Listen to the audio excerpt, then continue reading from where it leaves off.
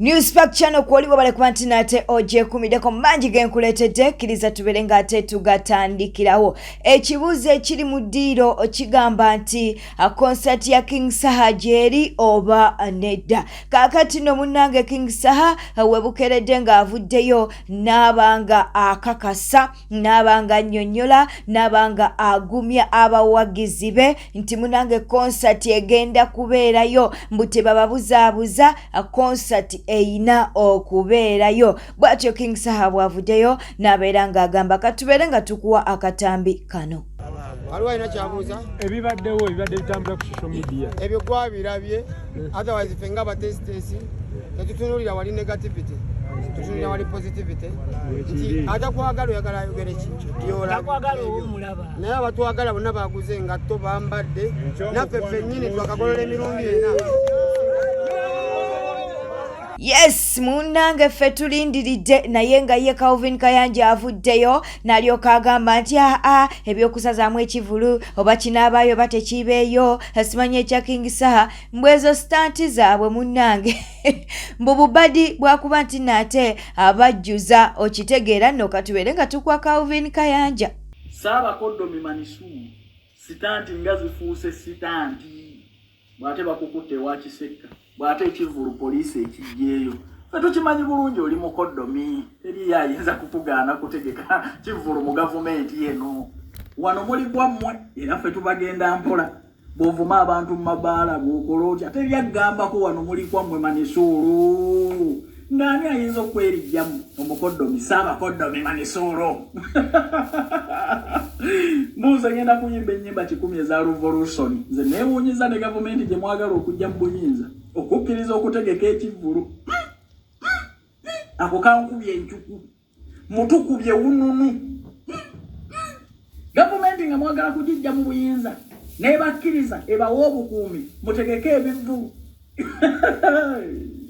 naye Omunnayuganda alina eriisa ejjogi osobola okwetegereza n'olaba abantu bano ovume Museveni oyimba nyimba 10 za Revolution Uganda ebuliidinga n'oyita abantu erugogo nga bw'obasolooza mu Uganda ebuliidinga ebintu bibi nnyo oyisa abantu banywe bbiya tebo za bukadde 3 okuyingira sente bweziti mu Uganda ebuliidinga Bannayuganda abanaku lwaki abantu temubayita kujjako Museveni Manisuulu lwaki togamba abantu bakusange Nakasero oba Entebbe mubayita mu bivulu kyobola baseewuunya gavumenti kubakkiriza kutegeka bivulu kubanga nategedde n'eyakitaddemu omusimbi omungi kibeerewo n'eyakitaddemu essente mbu yejje n'emuke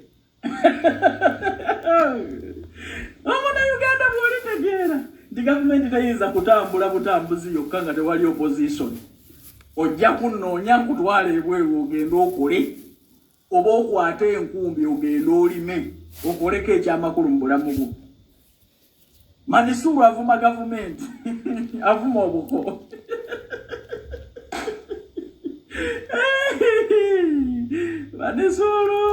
Manisuulu yayimba akayimba akalungi akatubonga naawe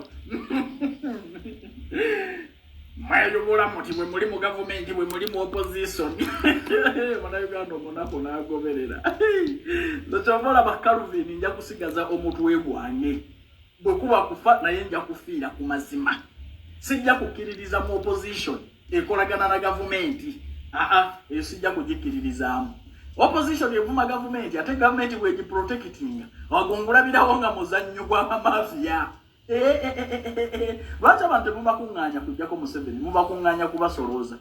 Subscribing nga liking nga atereka obaka bwawo mu comment section katubuzeeko ku mikwano gyaffe bano wammanga God give us tukutumiddeko Queen Safia Music tukutumiddeko Justin ogamba otya Adija 1991 Nankuke Esther Nabosa Building nawe tukutumiddeko ate era tetwerabidde ne Baby Shana ne Nkunda Bone nkale abalala tugenda kwera nga tubabuuzaako maaso awo kkiriza tubeere nga ate tweyongerayo.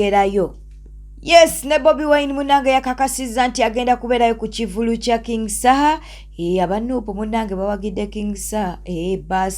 Baasa president yamuwadde baasa. Okitegeera nno mukwano. Abwe bityo nate webiri katulinde ekivulu kinajjuza oba tekijjuze kinaabayo oba tekibeeyo nenga te King Saha yatugumiza nalo kagamba nti gye kiri tewali ebuzibu.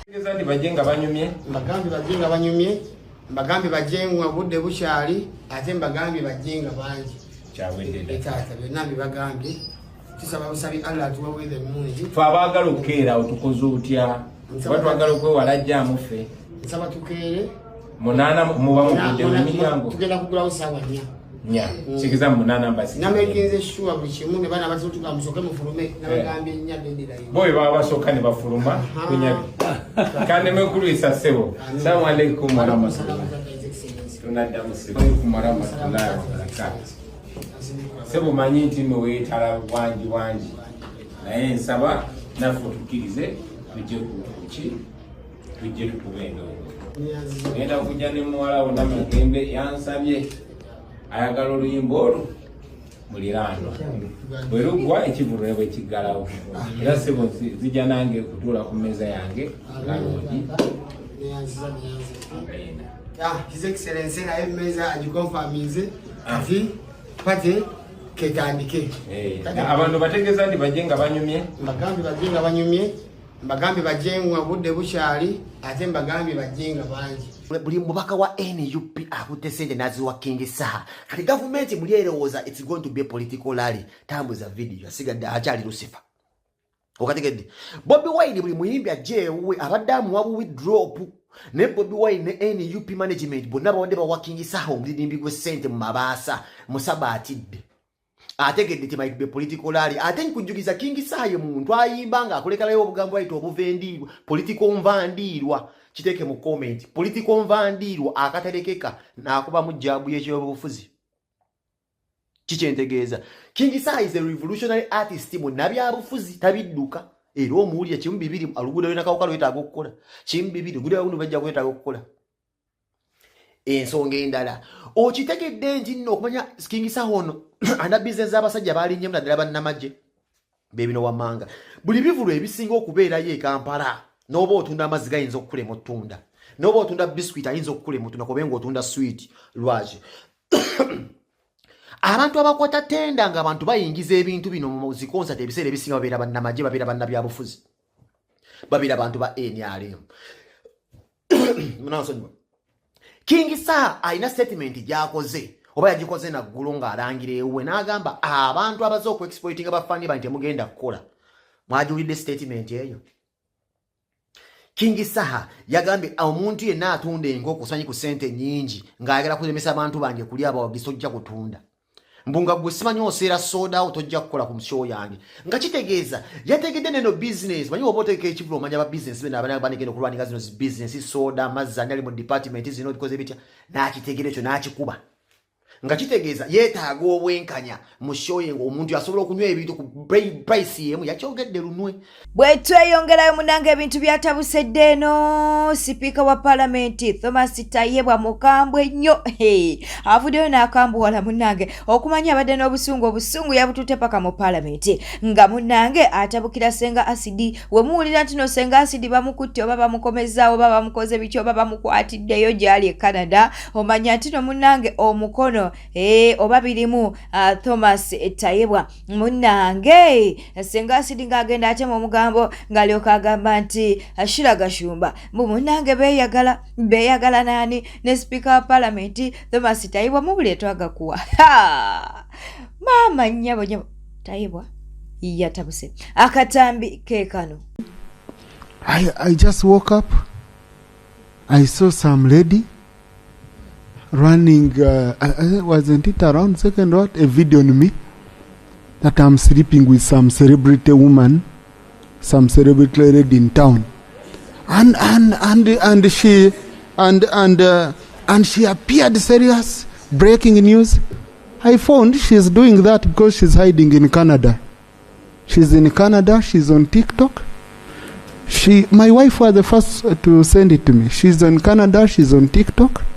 She's talking authoritatively about someone whose number I don't have, someone whom I've never spoken to, and say the person. Then now she has talked about another MP here.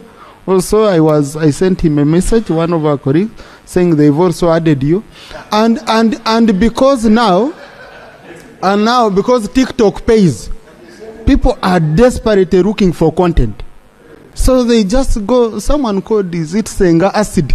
You first hear Acid. She's a Mchiga from. She abuses, she attacks people in Uganda, but she's a Mchiga from here, Kabari. Wadenga munange Thomas Tayewa sipika atabuse nene Senga Acid akyalemeddeko agambye ye mweyagala tewewakana mweyagala okitegera nno Senga Acid ekyokuba nti no bamulalasiza mu parliament kyamunyisiza nnyo yagambye nti parliament erina ensonga nnyingi ez'okuba nti neekolako ngedda ku Senga Acid atalina kyali katukuwe Senga Acid nzukuse naye obwedda mugamba senga ng'obuze ekimbuzizza mbadde wansi w'ekitanda.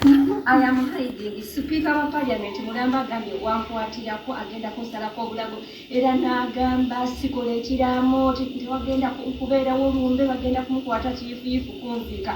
That is not right. If you think what I said is not okay, take me to court. Bwe mutyo we mwatta jjajja Ichuli mutiisatiisa abantu ku bizibu Uganda byerina a whole speaker of parliament mu kifo ky'okuddukira mbu n'abantu bafa ekiruddu. You're looking for a woman in Canada ate n'ekirala. Speaker, njagala ngutegeeze, we are not hiding in Canada. That sort of intimidation era, when they come to Uganda, they take me to court, do not intimidate me. Subscribinga, likinga, atoleka obubaka bwawo mu comment section. Soka video eno berengo jimpera like mukwano, atoleka obubaka bwawo mu comment section. Tewerabira okuba nti no subscribinga n'okunyiga akade ka notification.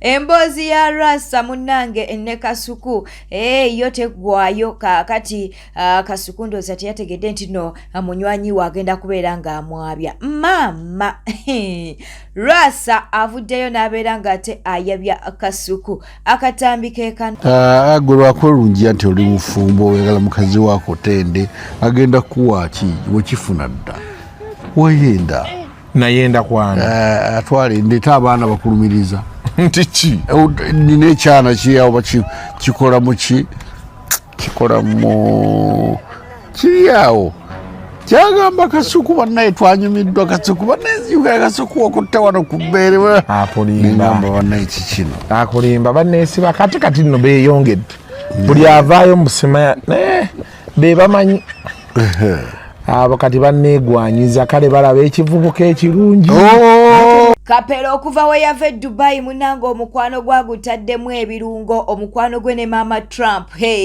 nga woli mukulaba naye ndoza Kapere neera Kapere yalina okusinga okwagala ani Mama Trump si Mama Trump yalina osinga okwagala Kapere okitegera olwo Mama Trump ne ku kisaawe Mama Trump bamuwakiisi n'agyesiimulako okitegera ne wano nayo obwedda kale sijja biyingiramu bano bafumbo okitegera naye nga munnange ye Kapera akyagenda mu maaso n'okulaga Mama Trump omukwana mapenzi buli kimu akatambikeeko bwe tweyongerayo munnange ensonga z'omwana wa Ssegirinya tezinnaggwa kati omugenzi okitegeera nno omukwano wadde nga maama yavaayo n'alyoka yeekubira endulu maama era yamaze n'abeera ng'ate avaayo n'abaako by'atangaaza jjukira nti omwana yazuuliddwa ono anoonya obululu Alex munnange omwana yamuyina naye tali mikono gye ddala alina ate anti gw'abeera naye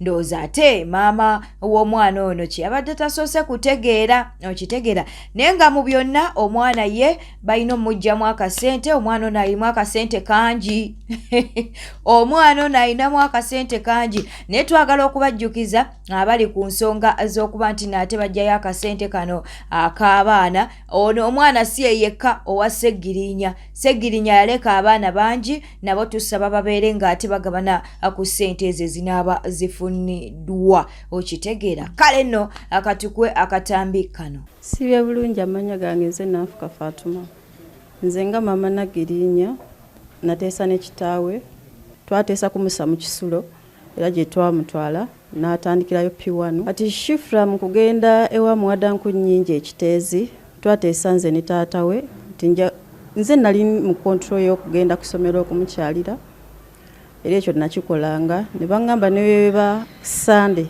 nga CVD osobola okujja n'omulaba era nagendanga ne mulaba.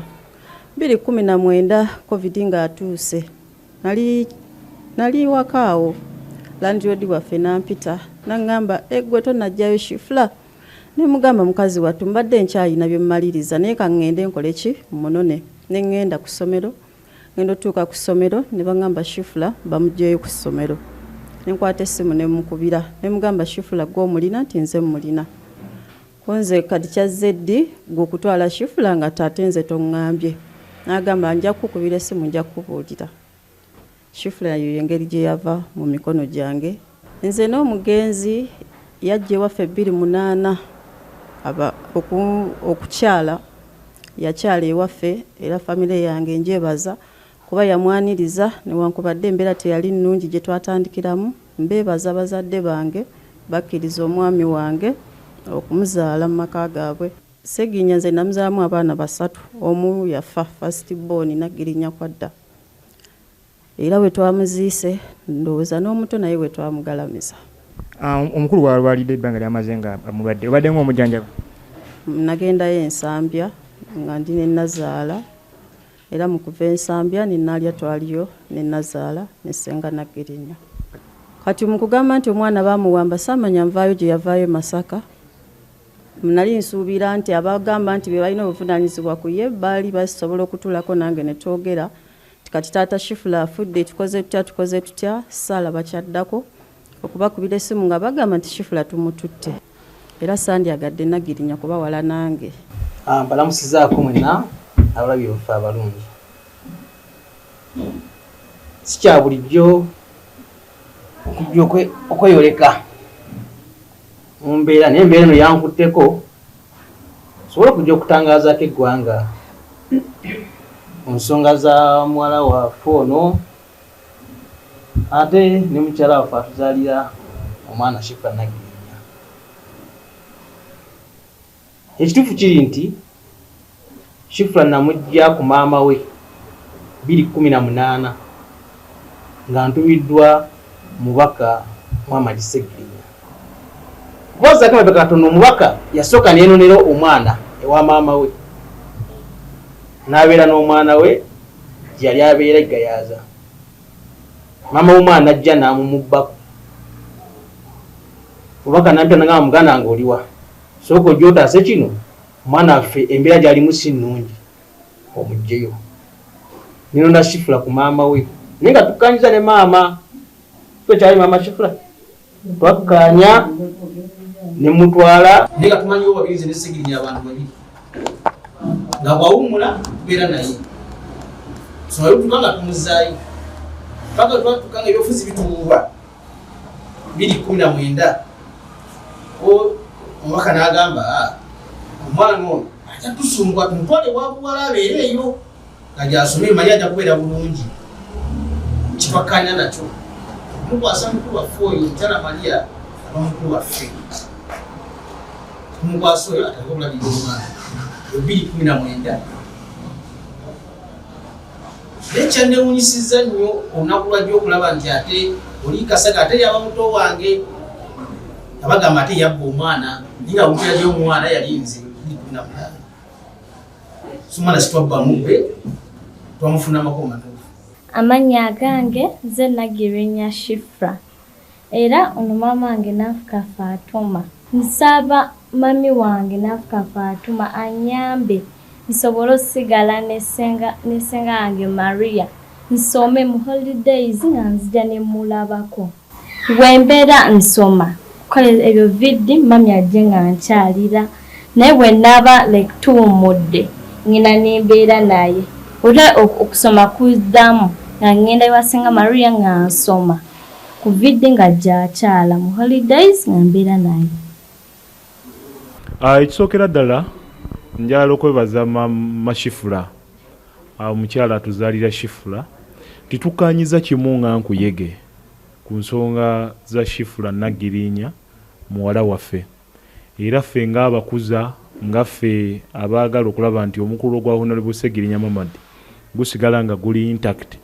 Nsanyuse nnyo kulaba nti ekirowoozo kyaffe kiguze ate era ne muwana amagezi mu kaseera nga kano akazibu ennyo ke tulimu obutakozesebwa kubanga waliwo bannakigwanyizi abateeze okulaba nti omukulu gwa Honorable Segirinya Mamadi bagutema challenge eno ezeewo tuba tubisuubira naddala mu field mwe tuli. Muwala waffe Shifra Nagirinya mbakakasa nti agenda kusoma, mbakakasa nti Shifra Nagirinya agenda kufuna obujjanjabi byonna ajja kukola ki ajja kubifuna ate era n'abaana abalala bonna abaza ate era ne Shifra muwala waffe naye asabye maama we ayina byamusabye mu lwatu. Shifra damu byogere mu lwatu nga bw'obisabye maama okuba waliwo bw'ogambye nti maama nkusaba mbeereko wano abantu babuulire. Ngambye maama wange Nanfuka Fatuma nkusaba n'ekitiibwa mu holidays mbere naawe ne bwe time ya kusoma mbere ne ssenga wange Maria. Bwete tambudde obadde mulabi mulungi olw'okwekumira ku Newspark Channel nzikiriza mbere nga mbuuzaako ku mikwano gyaffe bano wammanga Peaceful Ogambotya, twagala okubuuzaako ku Doreen Namukasa, twagala okubuuzaako ku Justin Mbabazi Sharifa, twagala okubuuzaako ku Katushabe Ruth, waliwo omukwano gwaffe ayitibwa Nabikusu Rachel, Kaluya William, waliwo gwe bayita Ndagire Norin, ne tubeera n'omukwano gwaffe ayitibwa Mulongo, ate era nga tetwerabidde ne Daffy Amoti. Kale nno bwete tambudde olunaku olwaleero badde mulabi bulungi, webale kwekumira ku Newspark Channel, wekumire kweno yokka gonna getufunawo ffe getukuwa.